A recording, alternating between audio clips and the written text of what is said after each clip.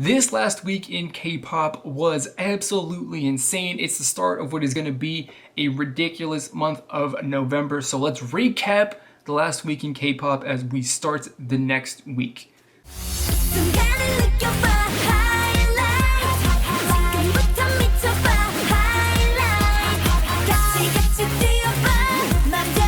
What is going on, everybody? My name is Nick from MW K-pop, and I want to welcome you back for another episode of the Hot Highlights. We're going to recap the last week of K-pop releases, highlighting basically some of the most significant and major releases of the last week, particularly only really the ones that I've listened to, because I have, J Park dropped a song, but I haven't particularly listened to it yet, so I'm not specifically going to talk about it since I don't have anything to say.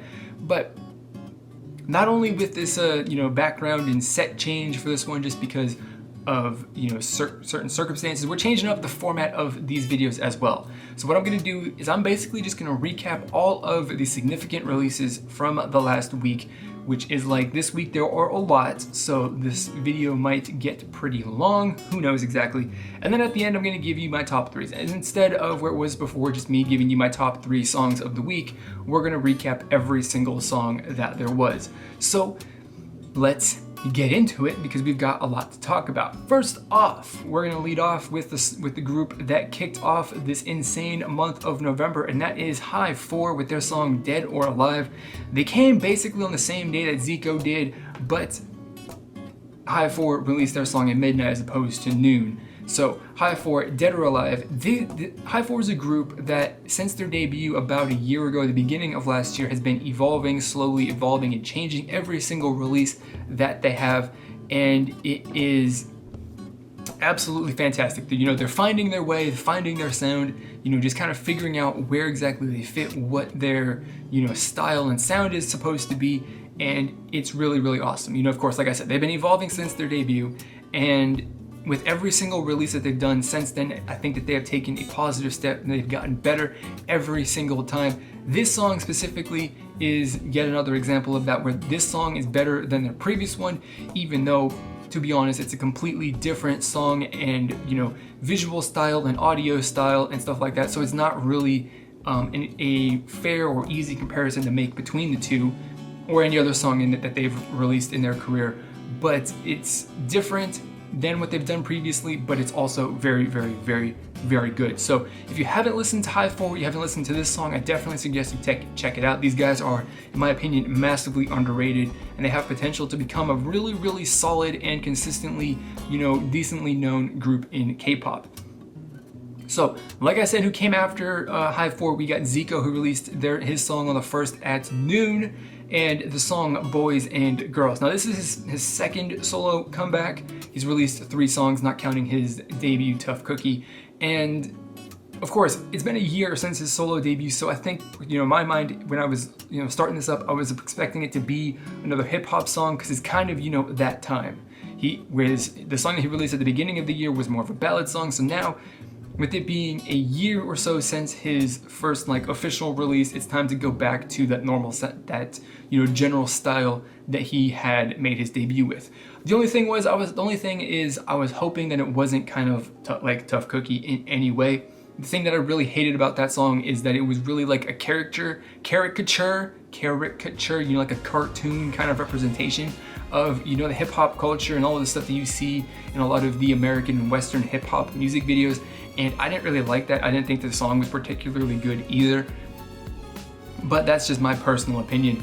But this song, though, is completely different, and I was really, really relieved. From the instant that I pressed the spacebar to start the music video and I actually saw what was, what the visual was in general, I was like, this is different. This is massively different, and I love it. And the song is really, really, really, really, really good. It's a great song to listen to. I like it. It's initially like the vocals, that sort of stuff, not really that captivating or compelling, but what really kind of gets it to me and motivated me to listen to it again and stuff like that is that music track. And the music track has got a really, really fantastic groove to it that is definitely something that's really, really interesting. I love it.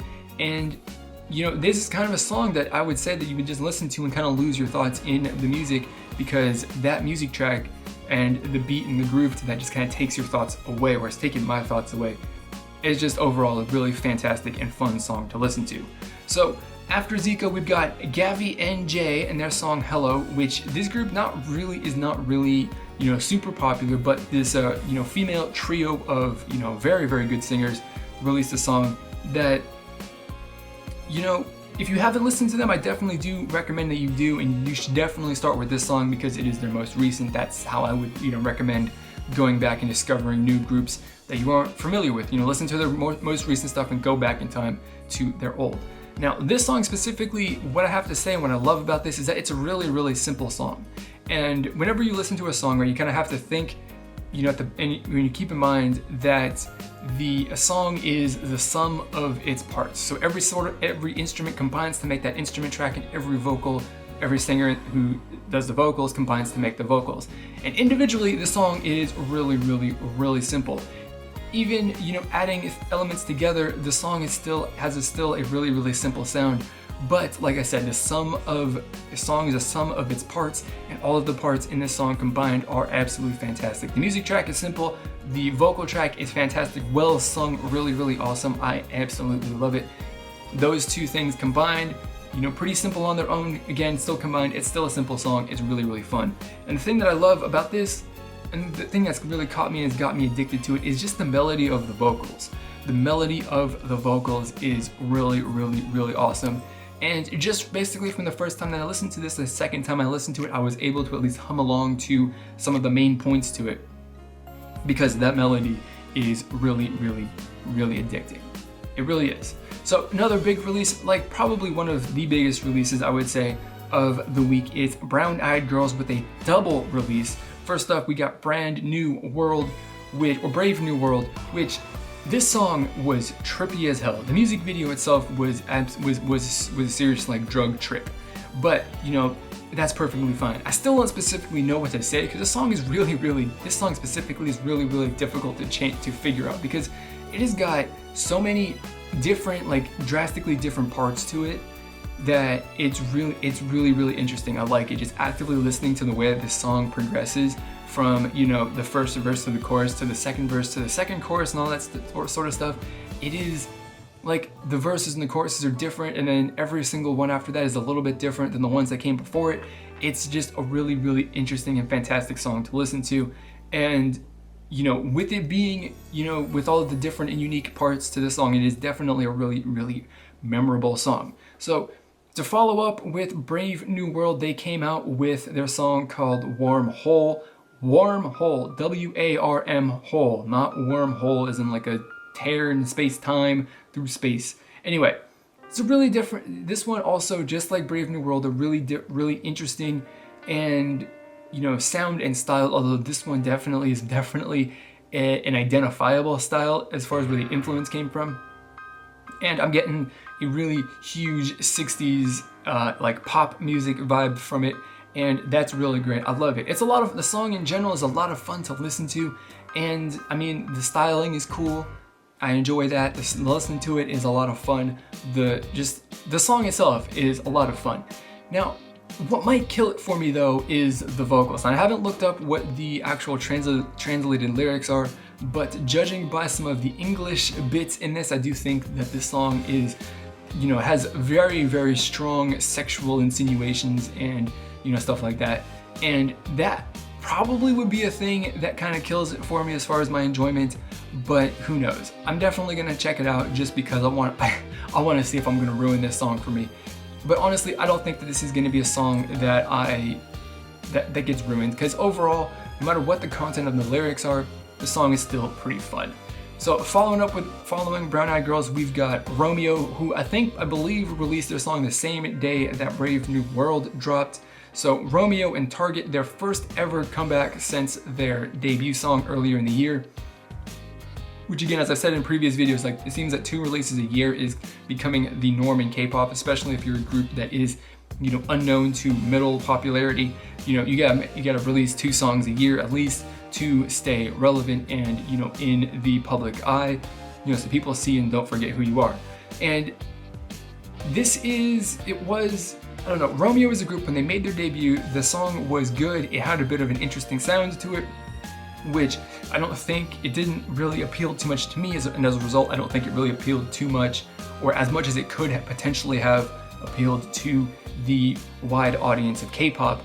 This song though is definitely a big change from that general sound. They do keep the styling that they had from their debut song, so it definitely is familiar, but it sounds different, you know, so it's visually identifiable as, you know, Romeo, because they've kept the general, you know, kind of feel from their debut song, but as far as the audio side of it is different, and I think that this is definitely a positive step in the right direction towards making music that is, you know, for a group that has fallen behind, who I would say their rival group 17, they're really, really far behind 17. 17 has just exploded.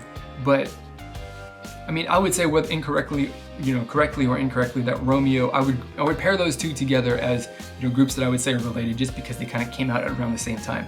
But Romeo is behind that part. They are definitely behind where I think they could and should be as far as, you know, notoriety and how popular they are. So this song is a good start to, you know, widening their net, coming out with music that is more, you know, generally accepting and appealing to a wider audience. And I think that this is going to have a very positive effect on their, you know, career. Now, speaking of positive effects on careers, we have got Rania, who are back with their song titled Demonstrate. And it's been 2.5, 3 years or so since the group went on like indefinite hiatus, but they're back. Their company found 2 and then 3 additional members to bring the group back up to their full, you know, number that they had when they were originally active. And it's really, really awesome to see that they're back. For me personally, the song is good and I enjoy it. I don't think the song is really that spectacular. I mean, it has that nostalgia and it's like, oh my god, Rania is back aspect to it, which is really, really awesome. And that's what makes me kind of like it a lot. But honestly, the more that I listen to it, the more that I realize that this song is kind of, or at least the music video, the rap version and just the general version of it as well, are kind of like average. But the thing that I love about this, and the thing that I'm really liking about this, and definitely seeing this as a point that they can build on in the future, is that when they debuted, that was like the best year or two of their career, and since then it went downhill. And then they weren't able to like really regain that. Their last song that they released before this was absolutely god awful, and it was really sad to seeing that they've gone from their, you know, debut song, and then they kind of devolved and got worse as their career went on, until eventually they just, you know, went on indefinite hiatus and might as well have disbanded.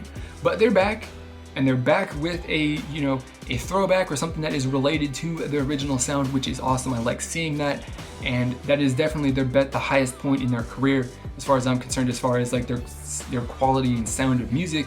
So it's nice. They definitely have a lot of things that they need to work out, judging by, you know, their member lineup, which is really, really interesting, and the fact that it's been like 3 years since they've been in K-pop. So who knows? People are definitely really excited about it. I'm excited about it. You know, people that I follow on Twitter, like I said, are really excited about it. So we'll have to see how it goes from here. I do think that Demonstrate is a really, really good base for them to build off of, because this is, as far as I'm concerned, basically a re-debut of the group, since it's like 3 original members and then 3 brand new members. But they've had a revolving door of members. It seems they have had about 1 trillion lineup changes, it seems. So Rania is back with a really solid comeback that's a throwback to their, you know, debut days, which I think is their highest point in their career. So we'll see where they go from here. I'm really, really interested. So there you go. Those are the basically the what I would say are the significant releases from the last week, not including J Park, because I haven't listened to that or watched that music video yet, so I don't really have anything to say about it, so I'm not actually going to. I will definitely check it out at some point, but it's just not going to be featured in this video or an upcoming featured video. So we're going to finish this off with my 3 favorite songs of the week, and that has to be coming from me: High 4 and their song Dead or Alive, Brown Eyed Girls and their song Brave New World, Romeo and their song Target, those are my 3 favorite songs of the week. So there you go. I want to know what your 3 favorite songs of the week were. Leave them in the comment box below, or just, one favorite song, or just some other songs that dropped that I missed that you think that I should listen to.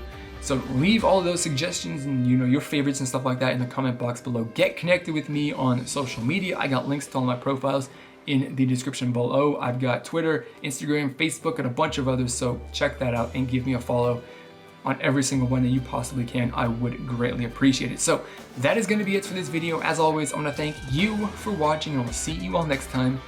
Goodbye.